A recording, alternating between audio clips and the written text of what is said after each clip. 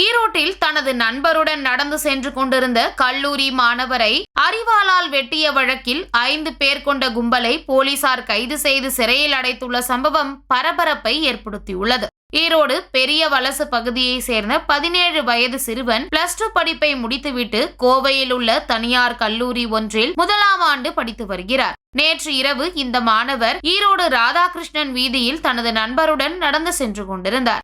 அப்போது இருசக்கர வாகனத்தில் வந்த அடையாளம் தெரியாத கும்பல் ஒன்று திடீரென மாணவரிடம் தகராறில் ஈடுபட்டது.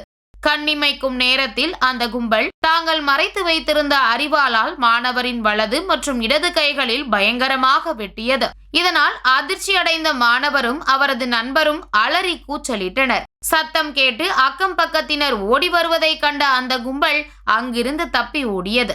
அரிவாள் வெட்டில் காயமடைந்த கல்லூரி மாணவர் சிகிச்சைக்காக ஈரோடு அரசு தலைமை மருத்துவமனையில் அனுமதிக்கப்பட்டுள்ளார். இந்த சம்பவம் குறித்து ஈரோடு வடக்கு காவல் நிலைய போலீசார் வழக்கு பதிவு செய்து தீவிர விசாரணை மேற்கொண்டனர். போலீசாரின் முதற்கட்ட விசாரணையில் மாணவரை வெட்டியவர்கள் ஈரோடு மாணிக்கம்பாளையம் பகுதியை சேர்ந்த ரவி, வசந்த், பாலாஜி, நவீன்குமார் மற்றும் அஸ்வத்தாமன் ஆகிய 5 பேர் என்பது தெரிய வந்தது. இதையடுத்து அவர்கள் 5 பேரையும் போலீசார் பிடித்து விசாரித்தனர். தங்களை பற்றி போலீசாரிடம் காட்டிக் கொடுத்ததாக ஏற்பட்ட ஆத்திரத்தில் அந்த மாணவரை அரிவாளால் வெட்டியதாக அவர்கள் ஒப்புக்கொண்டனர்.